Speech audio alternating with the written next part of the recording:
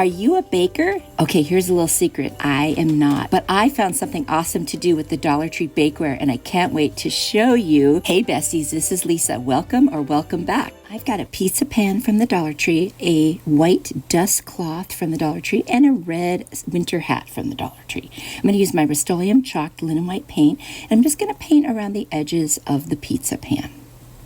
Once that's covered, we're going to take the dust cloth and we're just going to spread it over so it covers the whole thing. And I'm going to start hot gluing it so the seam is not going to be touching the pan. And I'll just go around some of the edges and then in the middle and finish the whole thing off.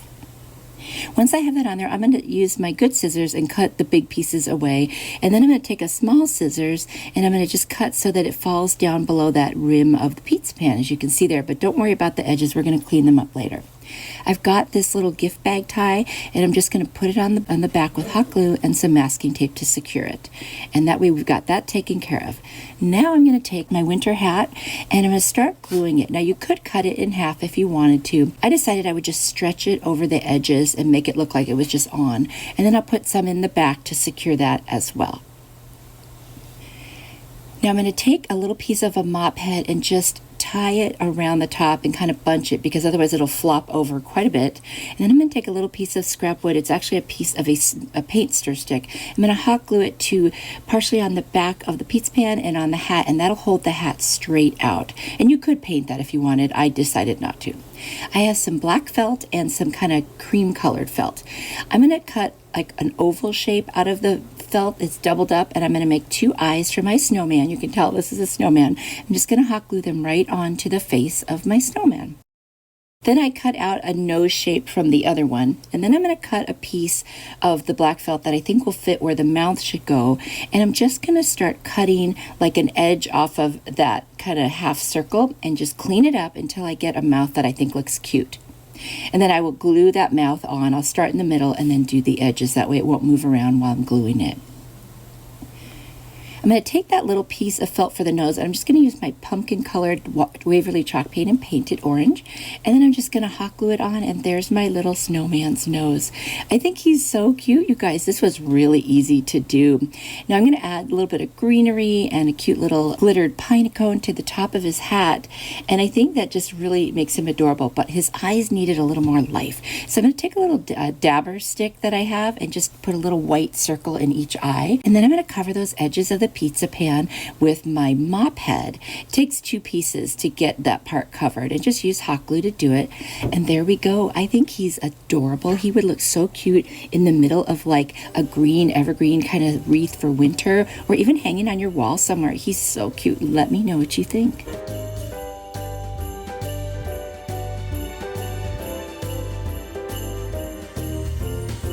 Got a pie pan from the Dollar Tree, and I've also got a glass candle holder also from the Dollar Tree. I love those. And then these are little lids to, I guess, kind of glass canisters. I got those at IKEA. And then I've got some black chalkboard paint. I don't use the metallic, and I've got my Rust-Oleum linen white chalk paint. I'm going to take the white paint. I'm going to put a little on my brush, wipe most of it off, and use it like a dabber with my little stenciling brush, and just kind of, we're going to make it look like galvanized metal and just kind of blotch it all over. You see what I've done there? So no actual paint strokes, just dabbing. And then I'm going to do the same thing with the black. And I decided not to use the silver because the pan's silver and I didn't really need to add any more, but I had it there just in case. And I really love the look that this gives. I did not rust it this time because I want it to look more like snow than anything. Then I've got those two lids from IKEA, and you could use anything as a flat candle holder. That's what this is going to be. I'm just going to hot glue them together to raise it up a teeny bit, and then I'm going to hot glue it right to the very center of this pie pan. So we're going to make a centerpiece for Christmas or the winter or whatever, and then I want to have a place to put the candle that just raises up a little bit. Next, we're going to take the candle holder, and I'm just going to put a lot of hot glue. You could also use E6000. I'm going to keep this pretty light, so I wasn't worried about it, but do what you want to do. And then I'm just going to hot glue it right to that center of the bottom. Thank you so much for spending time with me today. I really enjoy your company.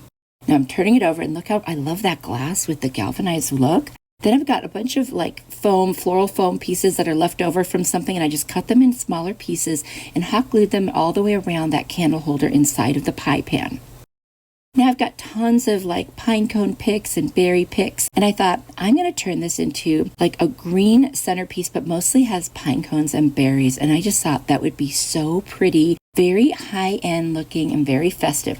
So I'm going to put a pine cone kind of in each one of those little sections, and then I'll alternate with a tall berry stem, so that way it's got different heights. Remember that saying, a thriller, a filler, and a spiller.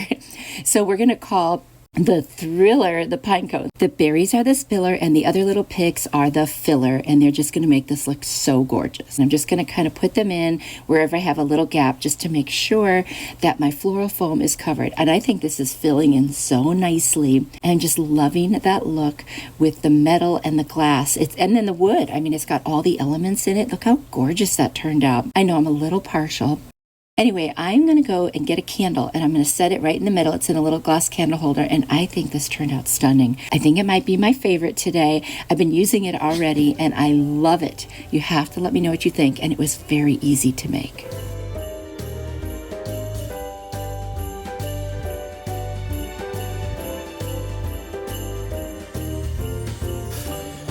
Got this cake pan from the Dollar Tree, and then 2 of these paint stir sticks. They are from Amazon, and I ordered them because they don't have that funny squiggly end, and so I've got that in my Amazon store if you're interested. And I used a little gift tag bag handle, and I made a hanger for it. I just tied a knot in it because I didn't want it to be so flexible. So then I'm using my masking tape and hot glue to secure that. I'm going to take each of those stir sticks. I want to make a mini shelf. This pan is going to lay against the wall, let's say, or on a wreath. I'm going to take my miter shears from Amazon. They are a great tool for cutting, and you can angle things too. So first I'm just going to trim it down a little bit because it's just too long to begin with. Then I'm going to figure out where I want to place the shelf. I'm going to switch the little piece on the miter shears to give me that angled cut. It says right on there what the angle is, because as you go into this pan, it kind of angles inward. So I want to make sure I get just the right angle so I can have it touching the sides of the pan. So I'm going to do that on both ends, and you just kind of keep checking it, and then it's hard to measure because it angles, so you have to keep just checking it and then cutting a little bit off as you need to, unless I got lucky the first time, which of course I didn't, but that's okay. Then I finally get the piece I want. I'm going to take it, place it over the second one, and just draw a line on each side so I have a perfect template, and I know exactly where to cut on the second one, and I don't have to go through that again. Because what I'm going to do is place one about 1/3 of the way down and the other one about 2/3 of the way down, and so that'll give them about the same measurement. And I'm going to put a little bit of hot glue on the ends just to temporarily hold them in place, and then I'm going to secure all of the sides with some more hot glue, and you really won't see it when it's all done. Now, I didn't stain these pieces yet, and the reason is because of this hot glue. I want to make sure it all is the same color. So once I get the second piece, I will attach it exactly the same way, put a little bit on the ends, and then to hold it in place, and then to secure it, go ahead and add that hot glue around all of the sides. And I'm not putting a super thick amount, just enough to, secure it. Very easy to do, actually. And keep in mind where you put the hanger so it's centered. Otherwise, you might end up with a lopsided shelf, and you don't want to end up with a lopsided shelf. So I'm going to take my burnt umber acrylic paint by Apple Barrel, water it down a bit. I'm just going to paint those 2 little shelves, and I did that off camera. And then I've got all these little ornaments from Walmart. They were like $2.48, and you got like 6 of them, different shapes and sizes. So I'm going to hot glue all of those on, just kind of put them in the way I like them arranged. And then I added some pine cones, some greenery, and a little poinsettia pick right at the bottom. And I think this turned out to be the cutest little kitchen decor. I used a lot of baking pan type things this year, and I am finding my kitchen is looking adorable with these. You'll have to let me know if this is something you would want to try. I love this one.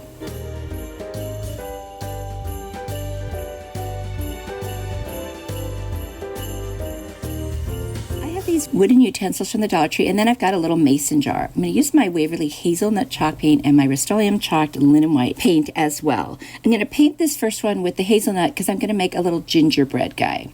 Then I'm going to paint the other 2 with the white because they're going to become little snowmen. I'm going to take my Mod Podge and these fake snow flurries, and I think those are from Hobby Lobby, and I'm going to paint the whole inside of the mason jar with the Mod Podge, and then carefully drop in a couple handfuls of the snow flurries and then roll it around inside. It'll stick to the Mod Podge. Then I'll put just part of the lid back on so there's still an opening. And I've got this gorgeous kind of sheer gold ribbon. I'm just going to tie a knot and place it on the side of the mason jar, and it matches really nice with that lid. And then I'm going to use a couple dots of hot glue just to tack it down so it stays in place. Kind of spread that ribbon out a little bit and then cut off the tails so there's just a little piece on each side. This is just an embellishment to make it look kind of festive. I've got this little wreath ornament with a cardinal in it that came from Walmart. I took the little string, the hanger off, and I'm going to hot glue it to the center where that knot is. And that's just going to make this little mason jar so pretty. Now we'll go back to our wooden cooking utensils or baking utensils.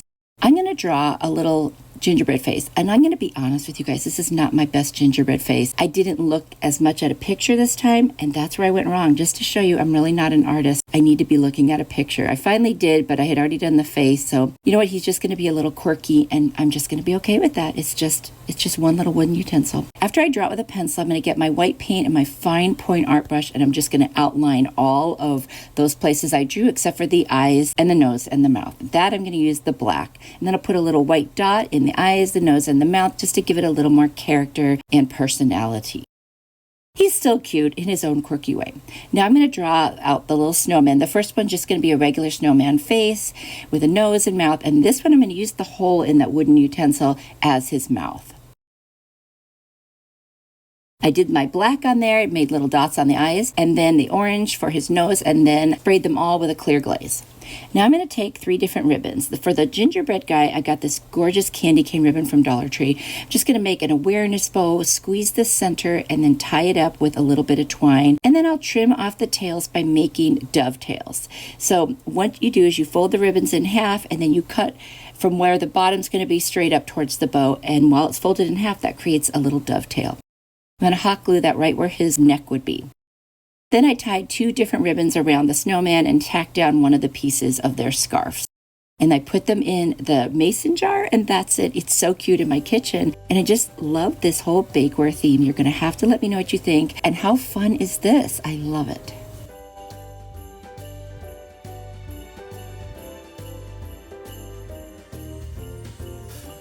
That's it for today. Let me know which one was your favorite. You are truly a blessing to me. If you enjoyed this video, I've got another one on the screen that I think you'll really like. Go ahead and click on it, and if you do, I will see you there. Bye.